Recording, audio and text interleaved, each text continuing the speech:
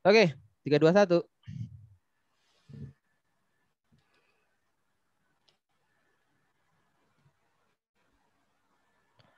Oke, selamat malam. Demi lovers dan Iwago fans, dimanapun Anda berada. Kembali lagi bersama Mas Yus di channel Diari Mata Indigo, channel kesayangan kita yang membahas tentang hal-hal supernatural, spiritual. Lalu kemarin kita sudah bahas juga pseudoscience, dan tentu saja hal-hal yang sifatnya mistis dan gaib lainnya ya. Dan ini udah lama banget Mas Yus nggak isi konten. Kira-kira malam ini kita mau ngomongin tentang apa nih?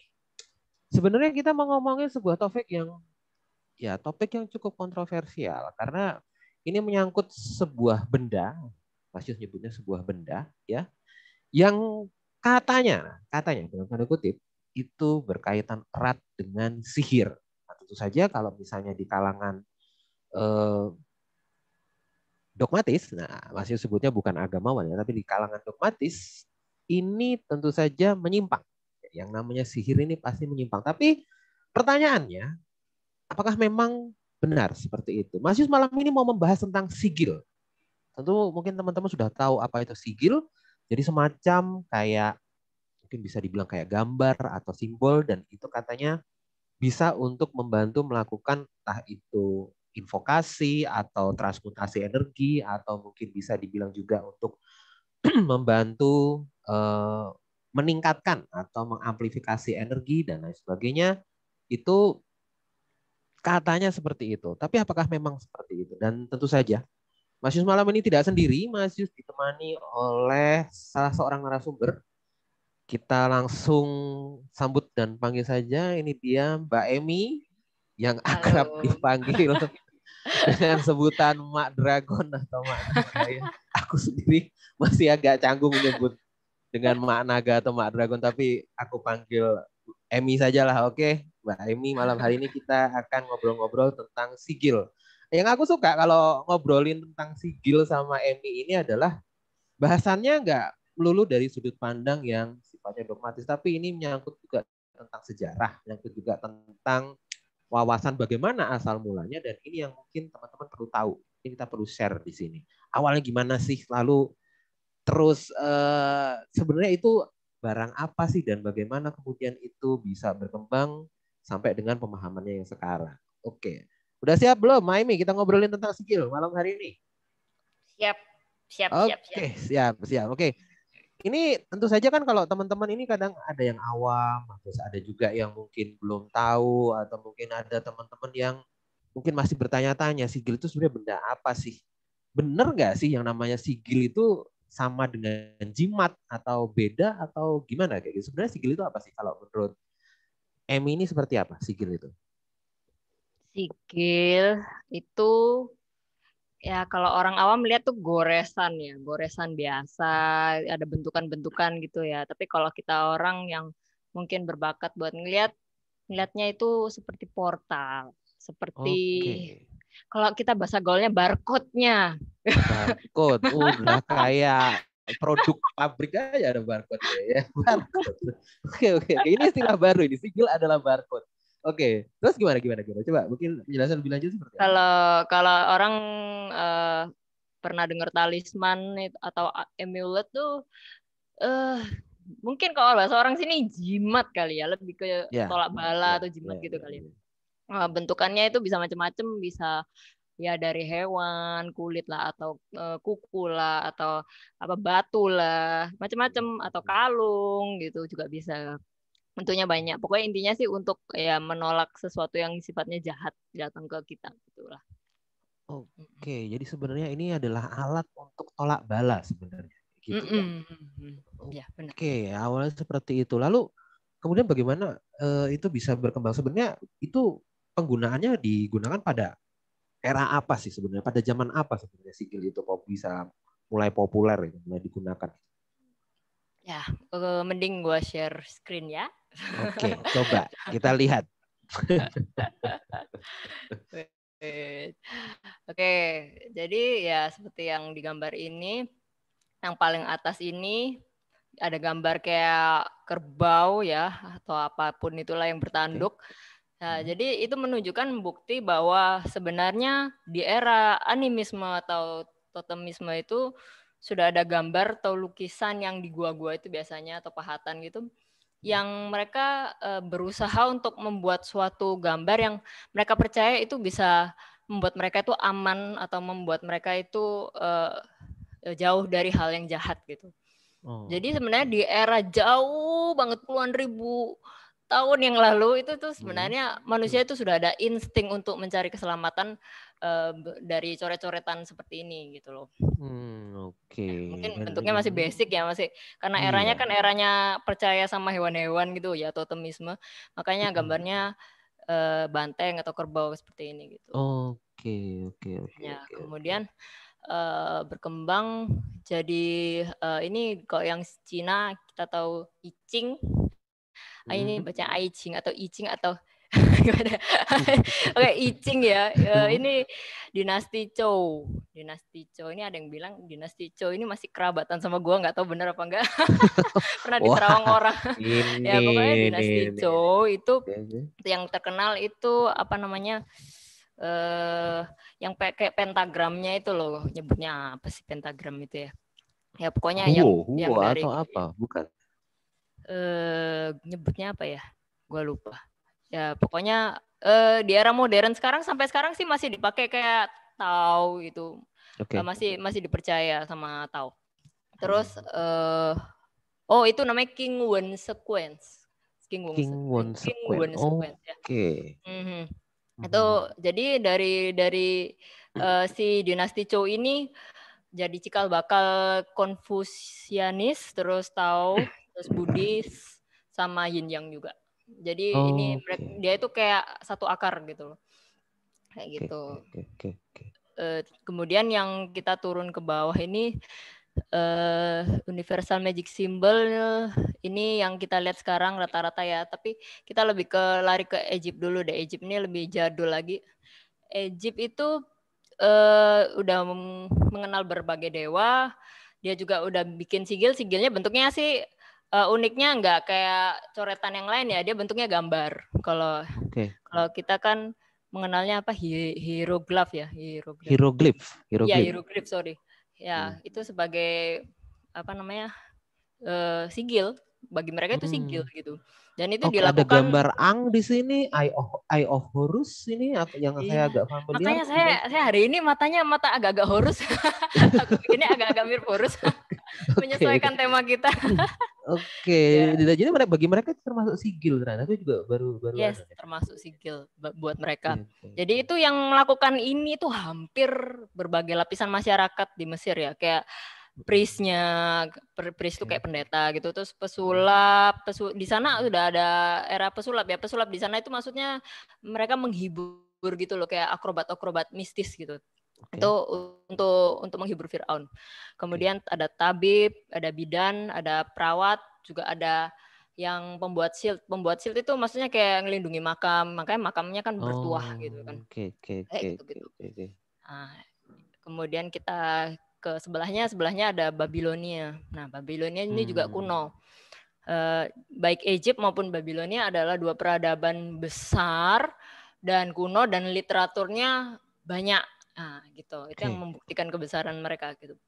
Kemudian di Babilonia tuh magicnya dibilang namanya Chaldean magic. Ya, Chaldean magic ini dia sistemnya dia udah punya tata cara gimana caranya untuk mendekatkan diri ke dewa-dewi gitu, kayak cara persembahan lah apalah segala macam, mereka udah punya aturannya yang jelas gitu. Terus mereka juga menemukan planetary, mereka yang menemukan celestial and numerical correspondences, maksudnya kayak kecocokan antara angka sama takdir gitu loh. Ya kalau kita ngomong kan kayak angelic number ya kayak gitu. Kode-kode kayak gitu ya. Iya. Babilonia ini yang duluan menemukan itu gitu loh. Terus habis itu mereka punya sistem pertama kali yang mendevelop true name. Jadi mereka mempercayai bahwa segala sesuatu itu memiliki nama asli gitu. Misalnya kalau kayak nama Mas Yus ini bukan nama aslinya. Nanti dia susah untuk disegel gitu. Oke. Jadi ada nama yang kalau misalnya di masyarakat Jawa percaya ada nama-nama yang diakui di alam sana. Gitu. Iya, Kalau itu sih ada betul juga. sekali. Memang seperti itu. Dan itu sudah ada di era Babilonia. Hebat kan?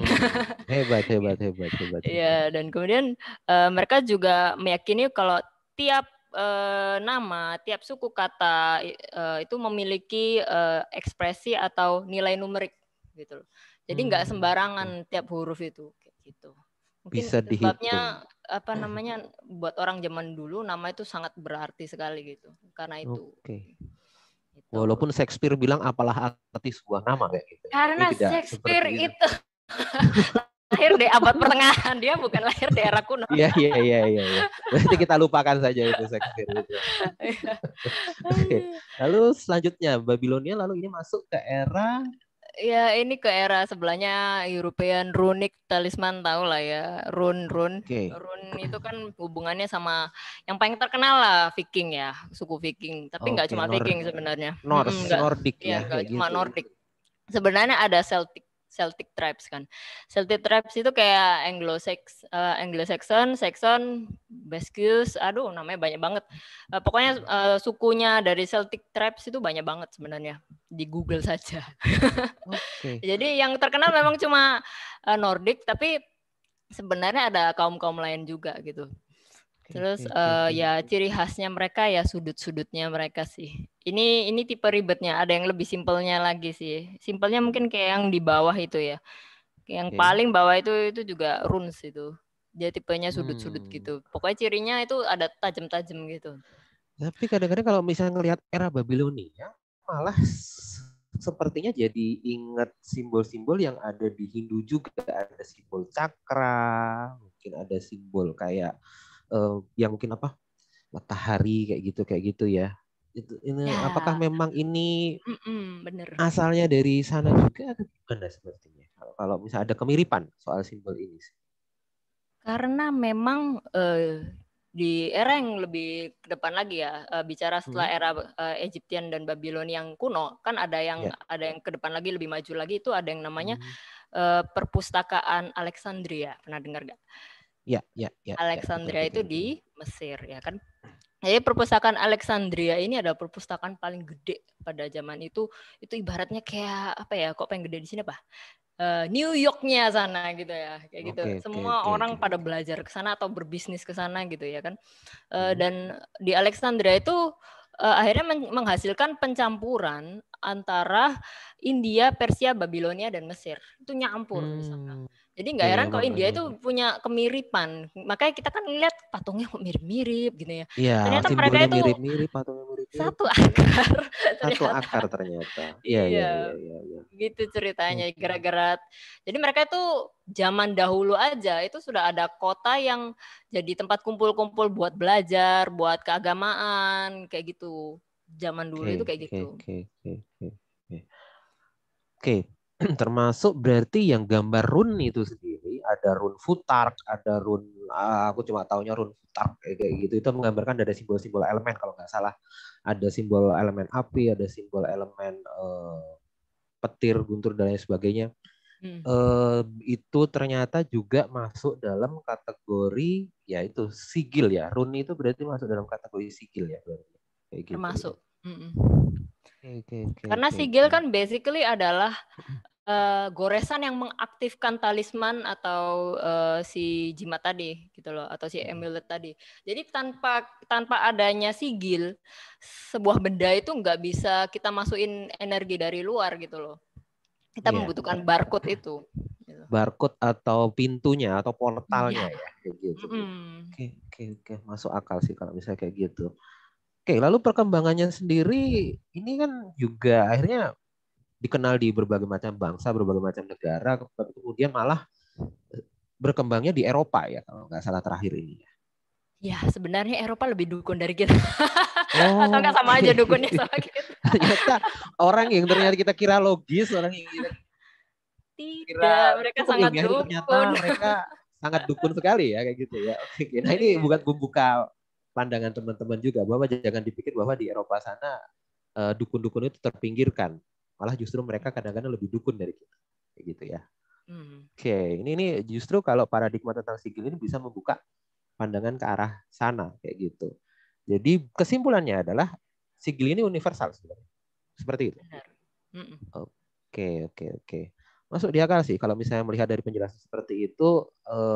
Tapi memang karena dia lebih dulu dan kemudian setelah mereka baru ada perkembangan ya keagamaan yang sifatnya dogmatis kayak gitu, ini kemudian jadi agak melenceng atau menyimpang atau gimana sih sebenarnya kok bisa kemudian sampai bisa dikatakan bahwa ini menyimpang atau gimana gitu sih? Jadi kita buka misteri bagaimana lenyapnya perdukunan di Eropa. Oke. Aduh, jadi sebenarnya ya ini dimulai dari gara-gara eranya Neoplatonisme. Neoplatonisme itu ada di abad pertengahan. Oke. Jadi di sana itu sebenarnya dulu kekristenan itu sama okultisme itu rukun. Akur-akur mesra. Mesra. Iya sekata gitu kan ya. Berdampingan. Karena berpendapat bahwa okultisme itu dapat membuktikan bahwa ketuhanan itu ada gitu loh kayak gitu. Nah, itu dia. Ya, karena zaman dahulu alkemis ya dukun kimia. Apa sih istilahnya? Ya itu dukun kimia. Dukun yang mainnya obat-obatan gitu ya kan. Ya. Oh ya, dukun kimia itu mencari cara untuk bagaimana merubah logam biasa menjadi emas. Itu ada sedikit saya bahas sama Mas Yus tadi. Jadi nggak cuma itu, mereka juga pingin hidup abadi. Jadi pingin ngejar Philosopher's Stone sama pingin merubah logam biasa menjadi emas. Alasannya adalah kalau misalnya secara mikrokosmos si emas si logam biasa bisa berubah jadi emas yang which is logam mulia yang bisa bertahan seumur hidup, berarti yang makrokosmos kayak kita gini manusia juga bisa dong gitu. Ya kan? Kalau misalnya kita dikasih kimia tertentu, kita bisa ngikuti si emas dong, bisa umur panjang. Mereka berpikir seperti itu. Karena bagi mereka pada era itu manusia itu tidak sempurna. Karena tidak sempurna, manusia melalui yang namanya kematian gitu. Harusnya manusia yang sempurna di mata mereka itu abadi kayak gitu. Makanya kan di Cina itu ada juga yang nyari obat yang bisa hidup selama-lamanya, ya kan? Pernah dengarkan kisah itu? Ya, tahu Philosopher's Stone. Di Barat itu pun seperti itu, pingin hidup selama-lamanya gitu melalui jalan alkemis gitu. Tapi sayangnya ada seorang tokoh yang namanya William of Ockham. William of Ockham itu berpendapat bahwa Tuhan itu hanya semata-mata diterima melalui iman, nggak bisa melalui jalan-jalan kayak sihir, kayak okultis gitu, nggak bisa menurut dia gitu. Sayangnya itu diterima oleh ya yang kaum dogmatis sampai era yang sekarang sampai saat ini gitu. Itu yang dipegang oleh mereka. Dan dari situ semua barang okultis itu dihapuskan dari tempat ibadah, tidak boleh sama sekali. Kalau dulu itu ada. Iya, karena sebenarnya kalau bagi taruhlah misalnya yang Kristen atau Katolik yang saya tahu itu sebenarnya ada memang kayak misalnya kenapa kalau kita bicara Kristen atau Katolik ya, kenapa tabernakel itu ada di depan. Terus kenapa kok meja altar itu ada di depannya tabernakel? Terus kenapa ada lampu kayak gitu? Itu sebenarnya ada hubungannya sama simbol-simbol okultisme juga kayak gitu. Jadi tapi ini memang dirahasiakan, nggak kemudian dibuka sama gereja sendiri karena memang ya itu bahwa takut bahwa yang justru sifatnya mistis atau okultisme ini kemudian menonjol sehingga lupa sama yang menyebutkan bahwa yang lebih penting adalah iman dan sebagainya kayak gitu. Tapi sebenarnya kalau bagi orang yang mungkin ngerti itu yang namanya taruhlah misalnya sampai ada quote yang bilang bahwa dukun-dukun terbaik dalam sejarah itu adalah dukun yang balance antara logik sama non logiknya kayak gitu. Itu sebenarnya yang saya sempat pegang sampai dengan sekarang gitu. Jadi jangan pikir bahwa kalau misalnya paham supranatural, paham spiritual atau mungkin paham gaib, mistis dan lain sebagainya hanya mendasarkan pada non logik aja, tapi logiknya juga harus main gitu. Itu yang justru malah lebih bisa menjembatani, malah justru mungkin untuk hal-hal taruhlah mungkin seperti sigil seperti ini bisa diterima kayak gitu kan ya sebenarnya. Tapi oke lah, itu satu dan lain hal. Berarti memang ada sejarahnya yang tadinya ia sekata, terus akhirnya kemudian harus berpisah gitu kan karena satu dan lain hal kayak gitu. Tapi sebenarnya kalau untuk penggunaan sigil sendiri, apakah memang tergantung purpose-nya? Karena kan taruhlah misalnya sigil, ada sigil malaikat, ada sigil demon kayak gitu. Itu sebenarnya gimana sih kok kemudian bisa bisa timbul seperti itu kayak gitu? Apakah memang yang namanya sigil itu bisa buat manggil atau untuk invokasi atau gimana kayak gitu sebenarnya? Ya. Jadi yang orang paling banyak kenal itu adalah sigil yang demon, yang Gotia, ya kan? Kenapa Yang itu kok bisa seperti itu? pemirsa tidak tahu adalah ada versusnya, Turgi namanya. Oke, Jadi itu ada dia. Gotia, ada Turgi. Ada dua sisi. Semua itu ada dua sisi. Jadi yang namanya Gotia ya Simon anti God Force ya, demon dan kawan-kawannya lah. Terus habis itu kalau Turgi itu dalam bahasa Yunani itu artinya divine action gitu. Jadi itu lahirnya sebenarnya kalau yang sejarah tulis sih yang paling menonjol tuh yang melahirkan Turgi itu Neoplatonisme. Ya. Yang gua favoritkan adalah John Dee. Gimana tuh? Gimana tuh bisa jadi banyak favorit itu tokoh gimana? sih.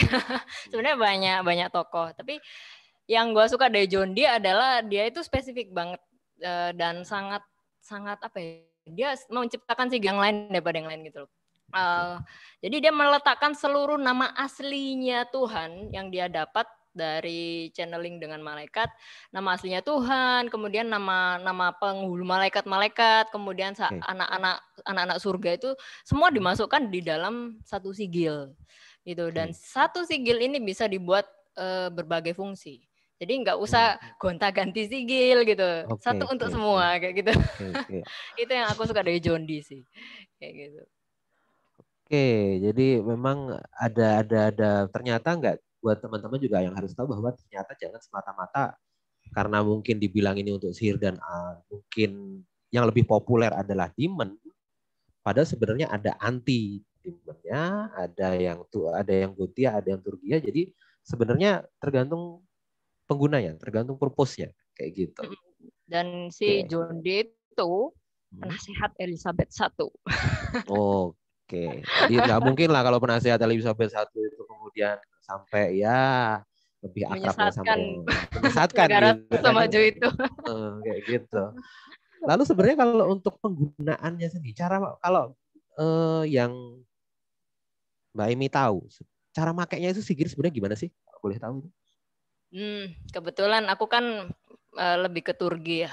Kalau Turgi, kalau aku pribadi ya nggak jauh beda dari bagaimana aku di tempat ibadah. Misalnya membutuhkan sumbangan ya, aku akan standby sumbangan gitu loh. Kalau misalnya aku butuh doa, aku butuh pujian, aku akan melakukan itu sebagai ritual gitu. Jadi sama sekali nggak jauh beda dengan ketika aku di tempat ibadah. Kebetulan aku Kristen, jadi aku dengan cara Kristen Katolik kayak gitu. Nggak jauh beda. Lalu untuk itu apakah memang digambar sendiri ataukah memang harus dibikin sendiri atau sebenarnya gimana sih kalau untuk sigil ini? Sigil ini kan banyak banget jenisnya seperti di PPT ini ya. Jadi mereka mempunyai rules yang berbeda gitu loh. Terutama si Gotia dan Turgi itu dua hal yang beda banget rulesnya. Kok Gotia kan harus pakai bahan tertentu, tergantung si demonnya mintanya apa. Misalnya kalau mintanya logam biasa ya logam biasa, kalau mintanya kertas ya kertas, kalau misalnya emas ya emas kayak gitu kan. Tergantung mintanya seberapa susah gitu ya kan. Terus kalau Turgi itu kebalikannya, mereka nggak minta apa-apa. Cukup ya, berarti cukup niat kita, cukup doa kita, dengan cukup kesungguhan kita aja. Kesungguhan kita ya, kepercayaan kita. Kalau misalnya kayak gitu. Jadi memang sebenarnya ya ini menyangkut dari apa yang kita percaya, apa yang kita believe kayak gitu ya. Dan mungkin kayak untuk ilustrasinya ya nggak seperti yang dibayangkan teman-teman kalau misalnya mungkin lihat film kartun Cardcaptor Sakura misalnya kayak gitu kan, dia pakai sigil terus muncul, dari sigil itu muncul cahayanya dan lain sebagainya kayak gitu. Itu mungkin yang bisa dirasakan mungkin ya energinya aja, bukan kemudian langsung ada visualisasi seperti itu. Tapi mungkin kalau misalnya taruhlah yang entah itu sigil demon atau mungkin sigil malaikat, ya kita yang bisa kita rasakan, oh ada energi yang turun atau kemudian ada energi yang datang dan lain sebagainya kayak gitu. Kalau menurutku sih sebenarnya ini media ya kayak gitu. Ini sebuah media kayak gitu, sebuah media untuk bagaimana kita melakukan sebuah tata laku atau mungkin sebuah ritual yang mungkin punya purpose tertentu kayak gitu. Kalau yang aku bisa simpulin sih kayak gitu ya. Tapi kalau menurut Mbak Emi sendiri, menurut Mbak Emi sendiri, eh, ada nggak memang sigil-sigil yang memang benar-benar kuat atau mungkin aku ganti deh pertanyaan, apa ada hal-hal tertentu yang membuat sigil itu menjadi benar-benar kuat atau sebaliknya, ada hal-hal tertentu yang membuat sigil itu jadi tidak berfungsi. Kayak gitu. Oke. Kalau aku amatin ya, ini kan karena nggak bisa bahas dari sigil yang aku pegang aja, tapi melainkan berbagai sigil ya. Kemungkinan sih satu, permintaan atau spellingnya kurang spesifik, kurang lengkap. Terus permohonannya itu terlalu jauh dijangkau oleh kapasitasnya orang itu gitu. Misalnya ya itu nggak jelas, dari miskin pokoknya aku pingin kaya, pingin langsung punya rumah gedung gitu kayak gitu. Nah itu ya tiap orang kan ada kapasitasnya gitu ya. Jadi nggak bisa sih kalau langsung kayak gitu, kecuali kalau pesugihan ya. Itu lain cerita. Terus tidak mengusahakan permohonannya. Jadi kalau udah minta gitu dia santai, dia nggak ngusahain dah gitu. Dia maunya jatuh dari langit bom gitu, ya nggak bisa gitu. Tetap harus ada mengusahakan. Terus ada syarat yang nggak dijalankan ya, seperti misalnya persembahannya, misalnya timing melakukan ritualnya salah, itu juga bisa. Kayak si Gotia kan ya itu persembahannya kudu misalnya ya emas, ya nggak nyediain emas ya nggak jalan. Iya. Kemudian yang apa namanya juga nggak yakin, itu juga bisa. Terus yang paling utama itu koneksi dari si prapal itu sendiri dengan yang mau dia koneksikan, itu koneksinya itu gimana gitu loh. Apakah dia punya koneksi yang baik dengan misalnya si prapal dengan divine gitu ya. Dia koneksinya gimana? Lah selama ini dia melakukan hal yang bertentangan dengan nilai-nilai kedivinean, tapi dia maunya make sigilnya divine gitu loh. Ya menurutku sih nggak akan jalan gitu loh. Kayak gitu. Karena di sana kamu juga digosipin sih itu maunya jaluk tok, maunya minta tok gitu. gitu. Tapi dia tidak melakukan ini. Jadi di dunia sana itu juga nama kamu juga berpamor gitu loh. Ada ceritanya. Namamu juga digosipkan di dunia sana. Mereka kenal baik kamu lebih dari yang kamu tahu gitu loh. Kayak gitu. Terus ya yang paling penting adalah kalau masih semuanya nggak bisa adalah ya berarti ya suratan takdir. Bukan garisnya gitu. Iya.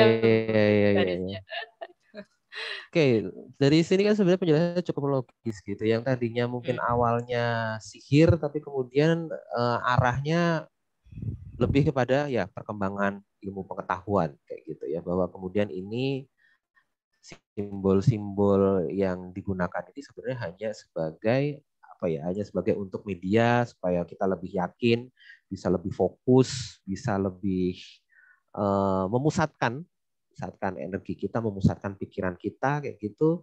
Dan ini tugasnya untuk membantu gitu kan, untuk membantu.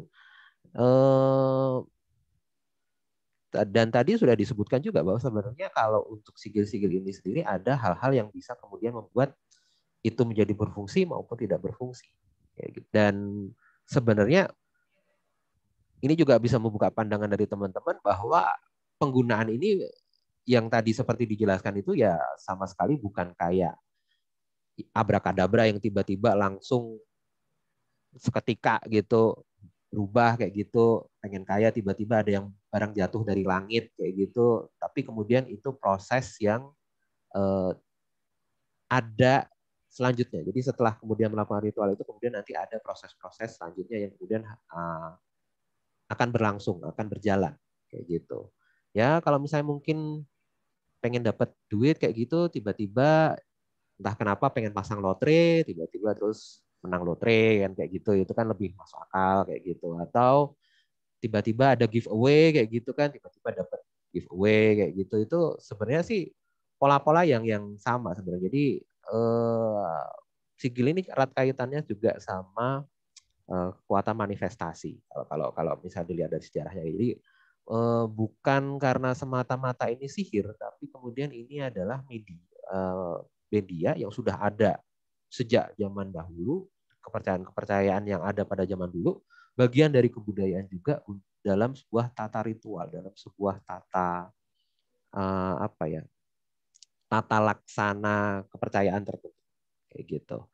Jadi kalau misalnya semata-mata dibilang sebagai sihir dan lain sebagainya, ya pahami dulu akarnya, pahami dulu rootnya.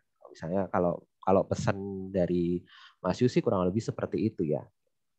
Itu pemahaman untuk memahami sigil sebenarnya. Nah, aku mau, ini mungkin udah sampai di akhir segmen, untuk pertanyaan terakhir aku mau nanya ke Mbak Enmi sebenarnya.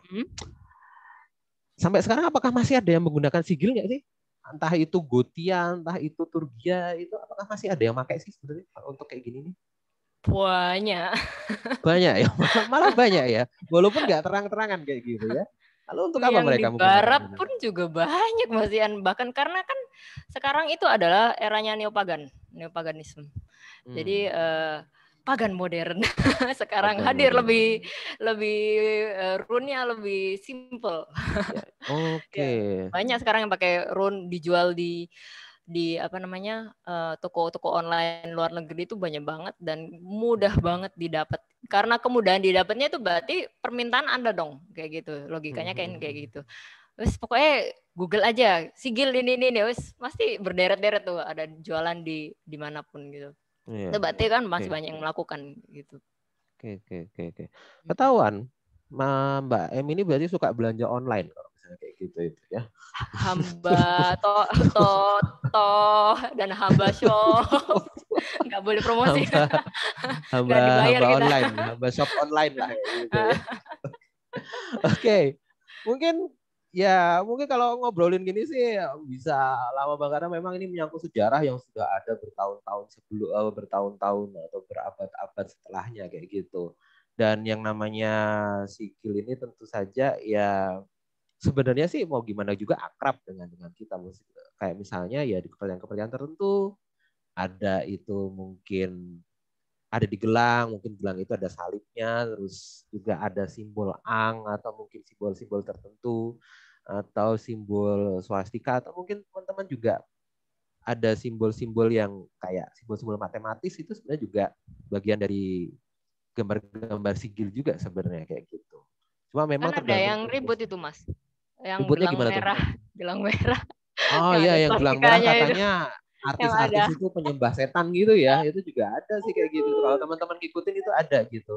Tapi yang jelas itu perlu dikaji sih kayak gitu. Gelang itu buat apa? Apakah memang gelang itu memang simbol dari penyembahan-penyembahan berhala, atau bahkan mungkin ada sebenarnya ada maksudnya, ada maksud-maksud lain dari penggunaan gelang itu. Siapa tahu misalnya hanya untuk supaya lebih pede, atau mungkin itu bisa membalance energi atau menyeimbangkan energi. Kayak dulu ada gelang apa itu namanya yang bisa buat balancing, itu katanya bisa buat penyeimbang, itu ada juga yang sempat tren kayak gitu. Ya siapa tahu itu model baru dari yang namanya gelang-gelang seperti itu kan juga bisa sebenarnya kayak gitu. Tapi yang jelas sih kesimpulan kita adalah kalau misalnya dari pembahasan tadi, ini adalah sesuatu yang umum. Ini kemudian nggak bisa diidentikan dengan hal-hal yang sifatnya gelap atau dark. Kecuali memang itu khusus atau ditujukan untuk tujuan-tujuan yang memang sifatnya ya, jahat kayak gitu. Karena ini sebenarnya adalah sebuah media yang netral gitu. Dan seperti yang tadi diceritakan, awalnya adalah untuk penolak bala, awalnya untuk menolak kesialan, awalnya untuk menolak hal-hal yang tidak diinginkan kayak gitu. Tapi kemudian berkembang dan sampai dengan kebudayaan, sampai dengan sekarang pun masih ada. Dan ini beberapa juga ada atau melekat pada simbol-simbol agama tertentu kayak gitu. Oke, aku sih kurasa teman-teman bisa menyimpulkan sendiri kayak gitu untuk pembahasan sigil pada malam hari ini, dan aku rasa juga cukup jelas kayak gitu ya bagaimana kita menyikapinya. Banyak juga artikel-artikel yang bahas tentang sigil ini dari berbagai macam sudut pandang. Kita serahkan teman-teman bagaimana mau mengambilnya. Tapi yang jelas kita di sini berusaha untuk seobjektif mungkin terhadap sigil ini. Kembali ke teman-teman, bagaimana kemudian mau menyikapinya. Mbak Imi, aku makasih banget. Kita udah panjang lebar bahas tentang sigil, dan aku pikir ini bisa cukup membuka wawasan, bisa cukup membuka paradigma untuk teman-teman yang ada juga kayak gitu, dan supaya juga bisa menyeimbangkan. Aku sih bilangnya menyeimbangkan ya. Dari mungkin beberapa hal yang ada entah itu di sosmed, di artikel ataupun di buku atau referensi-referensi yang lain yang kadang-kadang suka mendiskreditkan atau berat sebelah untuk pembahasan sigil ini. Nah, kita di sini berusaha untuk menyeimbangkan. Dan teman-teman juga kalau misalnya punya komentar atau apa, silahkan penuhi di kolom komentar di YouTube channel Diari Mata Indigo. Kita akan bahas sama-sama. Mungkin nanti Mbak Emi juga akan balas komen-komennya di situ. Kita bahas tentang sigil, nggak apa-apa, terbuka aja. Apapun komentar Anda kita terima. Kita akan bahas di situ nanti. Dan untuk segmen pada kali ini, masih cukupkan sampai di sini dulu. Kita akan jumpa lagi di waktu selanjutnya, di waktu yang lain, tentu saja di tema-tema atau di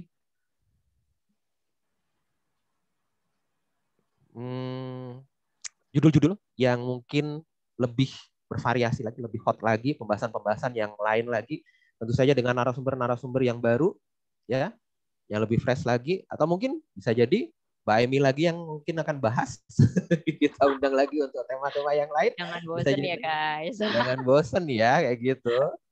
Dan tentu saja buat teman-teman terus dukung untuk channel Diari Mata Indigo. Jangan lupa untuk tekan tombol subscribe dan berikan tanda lonceng jika teman-teman tidak ketinggalan konten-konten yang lebih seru lagi, konten-konten lebih bermanfaat lagi, dan konten-konten yang lebih ciamik lagi. Kita akan bahas hal-hal yang lain seputar mistis, supranatural, gaib, dan pseudoscience di sana. Mas Yus pamit bersama dengan Mbak Imi. Mbak Imi, terima kasih hari ini. Ya. Kita jumpa lagi di konten-konten yang selanjutnya. Mas Yus pamit. Selamat malam. Bye-bye.